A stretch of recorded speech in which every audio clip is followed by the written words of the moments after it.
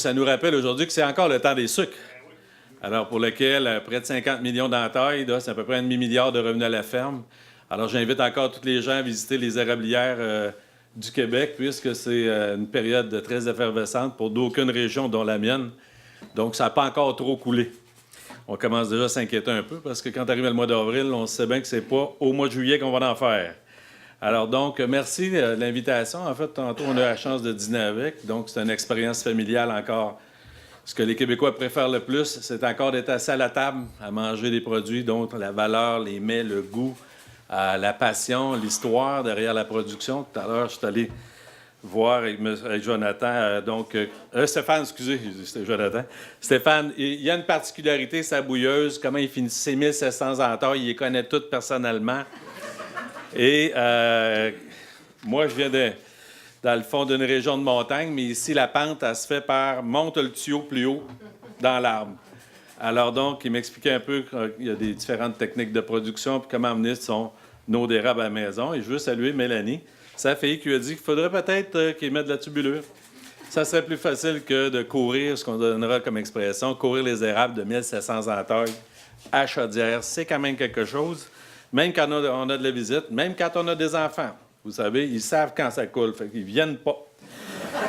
Alors, ils attendent plutôt le soir pour être sûr de venir se sucrer le bec. Et donc, et je veux saluer la valeur des produits que vous faites et l'appréciation. Donc, tantôt, je voyais que sur la table champêtre, il y a quand même du lapin, de la pintade qui est élevée à proximité. C'est un peu de ça qu'on va se parler aujourd'hui, puisque dans la dernière année, je veux saluer aussi M. Groslot, qui était président de l'UPA, et membre de mon village. Donc, mes salutations aux différents présidents des fédérations qui sont ici aujourd'hui, qui bénéficieront du programme, que ce soit dans le porc, le laitier, la séricole, l'agneau, le lapin, pommes de terre, le bœuf, la production de grains, horticulture, production en serre, le veau, lourds, les œufs, le volaille, donc le poulet, le dindon. En fait, toutes les productions sont admissibles dans les différents volets du projet. Qu'est-ce qu'on vient faire ici aujourd'hui? En fait, il faut se souvenir de notre petite histoire. On a, donc, avant, c'est donner l'ambition de créer une politique bioalimentaire du Québec dans le but d'investir plus, pour produire plus, pour d'abord nourrir notre monde, ensuite nourrir les autres, mais toujours avec la même qualité. 3 forums, un sommet.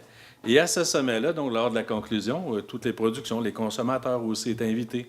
Donc, parce que l'alimentation, ça touche toutes les personnes à tous les jours. On pourrait dire maintenant de la table à la terre, puisque les consommateurs ont des choix, ils l'exercent. Et il exige donc d'avoir des aliments nutritifs, de grande qualité, avec des modes de production, des valeurs liées à la production derrière tout ça, en disant respectueux de ses sols, la qualité de ses eaux, donc la valeur de sa terre, etc. Derrière tout ça, donc, on a conclu qu'on avait quand même un objectif commun. On voulait avoir une politique bioalimentaire, un cadre financier prévisible et annoncer ensemble la politique bioalimentaire. Et donc, on est dans cette semaine-là. Donc, lors du sommet, on avait des cibles de croissance quand même. On s'était donné comme objectif de produire et transformer on a ajouté 3 milliards de plus dans ces investissements-là pour les porter à 15 milliards. On voulait augmenter jusqu'à 2025. Donc, on voulait augmenter aussi de 6 milliards les exportations. On voulait augmenter de 10 milliards la valeur des produits québécois qui rentrent dans la fabrication de nos aliments. Des productions durables, donc des pratiques durables, etc. Donc, doubler la superficie de production biologique. Alors donc, et la valeur nutritive des aliments. Donc, c'est les objectifs qu'on s'était donnés. Et j'avais annoncé l'an passé, il y avait un premier budget en disant, oui, on est en train de faire une démarche vers une politique bioalimentaire, mais ne perdons pas l'occasion, l'opportunité que nous avons, parce qu'actuellement, on voit bien que dans le secteur bioalimentaire, c'est ce qui est en train de, doper les exportations, puisque notre produit est sollicité non seulement pour nourrir notre monde, nourrir les autres régions du Québec, mais nourrir aussi le reste du Canada et les autres pays dans le monde, mais toujours avec la même valeur que qu'est-ce qu'on produit au Québec.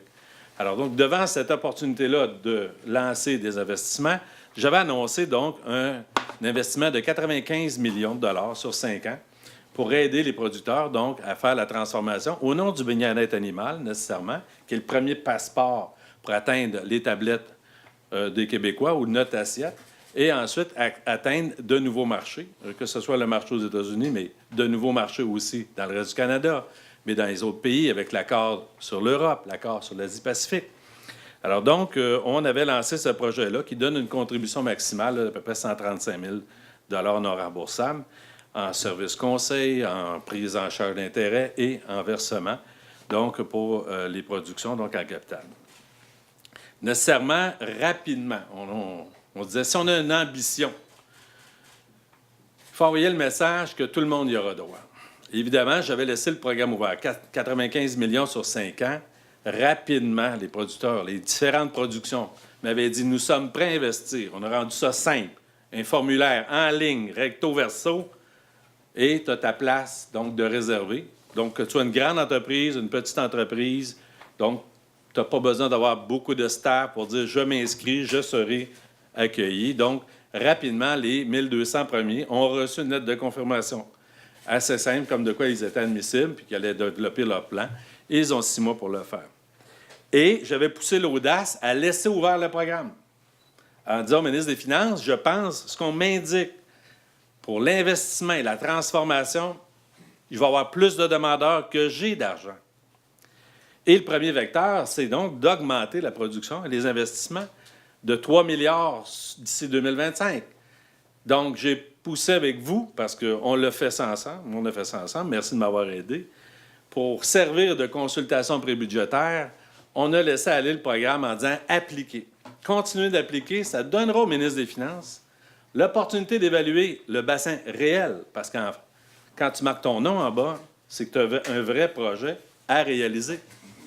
Et ce faisant, nous allons indiquer au ministre des Finances l'ampleur donc des investissements qui sont requis, qui vont se passer dans toutes les régions. J'avais reçu au mois de mars plus de 3200 demandes.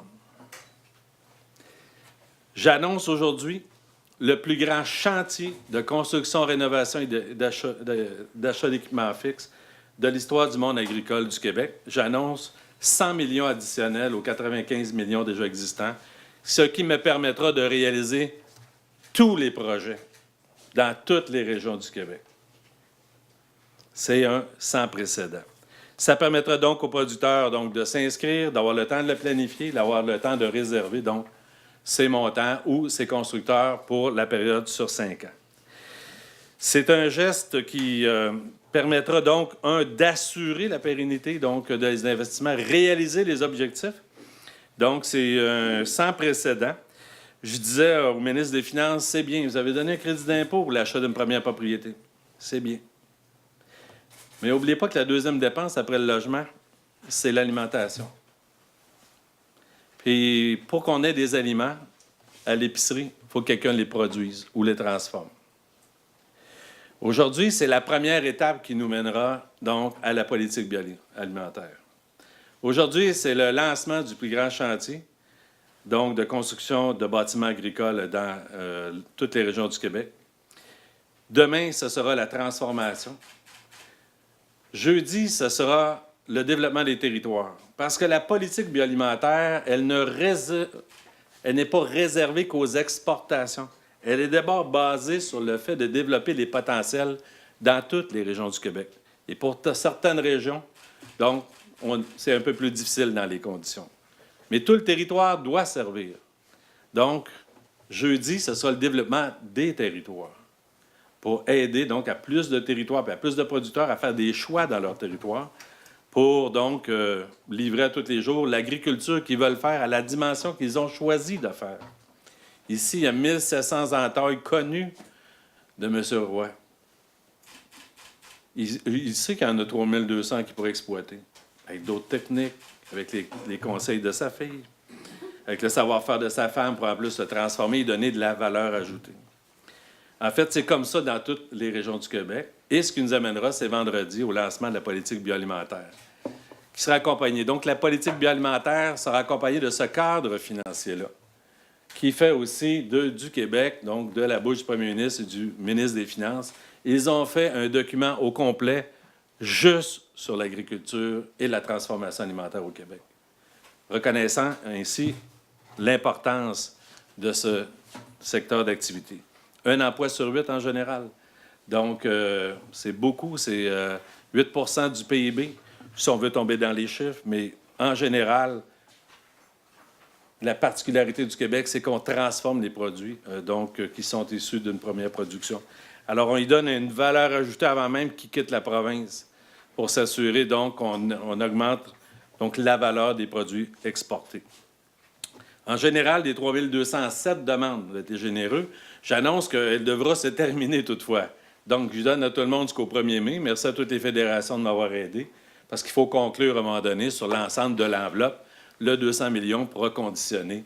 On pense plus d'1 milliard d'investissements. Alors, c'est considérable. Si je prenais 5-6 fois l'investissement pour chaque dollar que le gouvernement met, donc c'est un chantier impressionnant.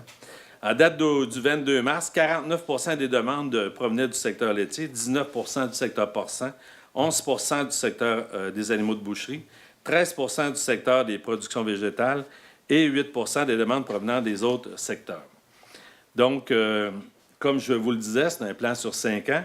C'est ce qu'on avait demandé d'ailleurs dans la politique, la prévisibilité dans l'investissement. Ça fait en sorte que le programme doit être là pour plus longtemps. Il y en a, c'est à l'année 2 qu'ils veulent faire, il y en a, c'est à l'année 3, puis il y en a, c'est à l'année 4. Mais savez-vous quoi? On n'aurait pas pu toutes les faire dans la même année. Parce qu'il y a une réalité sur les constructeurs ou ceux qui vendent des équipements sont loadés en général.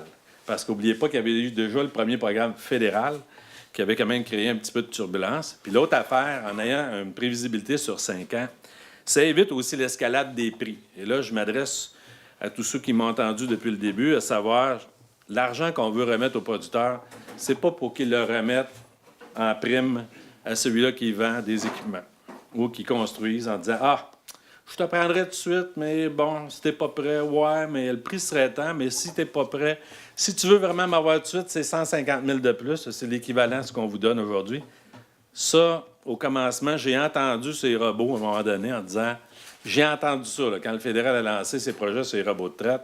Si c'est pas tout de suite, ça va être 30 000 de plus.